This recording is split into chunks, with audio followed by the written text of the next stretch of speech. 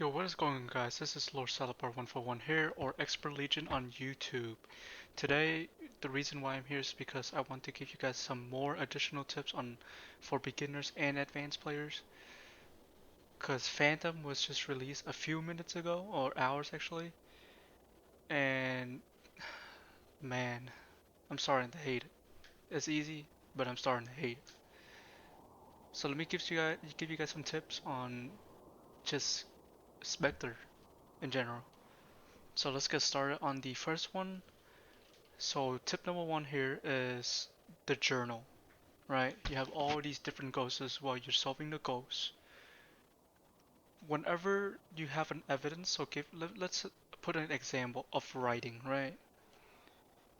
You have writing, but if you memorize it, you memorize the ghost type, you just put in the ghost type, whatever evidence is last. So for example, if a poltergeist has spirit box, has fingerprint, has orb, right? You don't have to put in those evidence. You can just straight up go towards poltergeist, and it still gives you the same amount of money and XP.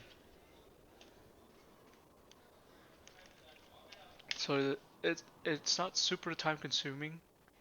You have more time, you know. Like if you memorize the ghost, you can just put it in instead of putting like orb, spirit box, fingerprint. No one wants to do that. Just put in the ghost type.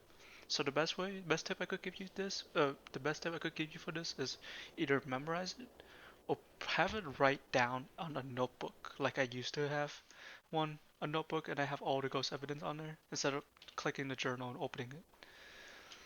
So that's tip one. Tip number two, the best tool to always have on you is EMF, the book, and a strong flashlight. I forgot to add the strong flashlight.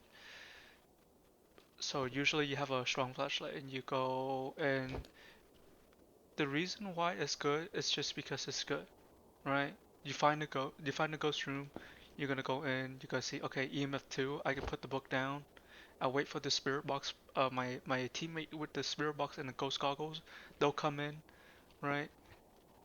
Then they go, okay, um, they'll start asking question, you start asking question while while you're asking questions on the spirit box, they can go look around for orbs and if the spirit box or not. But this is the best loadout that I've always used, which is the EMF book and the flashlight. Flashlight can easily tell, can use to be easily see, and can be used to find freezing. More like those freezing breathing that you always do, or your character does. So that's tip number two. Tip number three. Sadly, I do not have a teammate on right now. I don't have any friends. I'm just joking. I do. Oh, I'm about to cry. I'm just joking. So for the tip number three, the spirit box here, it works anywhere as long as one person is in the ghost room. So for example, I have one of my teammates, right? And they're holding the spirit box, and let's say they're in lobby, right? So they're in lobby, and I'm over here in the office. So I'll say, okay, I found the ghost room. It's an office, and they'll pull out the spirit box, and I'll start asking questions, and it will still works. Only the person that's holding the spirit box though can see the red text from the ghost. So I'll start asking ghost questions, and if my friend down here in lobby says, "Okay, I see a red text, that's a spirit box," only they can see it because they're holding the spirit box. Of course, you can't drop it. It doesn't work like that. Although it used to back in like the older version, but now it still works in a way that if you have one person in the ghost room and the spirit box is downstairs while someone is holding it, you can still ask questions, and the other person downstairs can be like, okay, there's spirit box, or okay, there is no spirit box. So that's tip number three. Tip number four will be the revenant and shade. I know how it is very annoying to just stand there and look for fingers or look for I call it quote unquote floating sushi orbs. So there's multiple ways you can do this. Either you speed check. Best way to speed check is you get the ghost name, which is the red text that is located here. How it says the ghost name is like, for example, Jessica Price, right? I'll go and I'll be like, I'll start saying that name, Jessica Price, and the ghost spawns in. I can speed check easily. You can actually tell the differences between a revenant and shade based on the frame. So, uh, you can you can kind of tell if you go on a straight line. Revenant was actually like frame by frame. You can actually see it moving closer to you in a way. Of course, you want it to be further away. You don't want it to be super close because if it's super close, you can't tell if it's a revenant or a shade.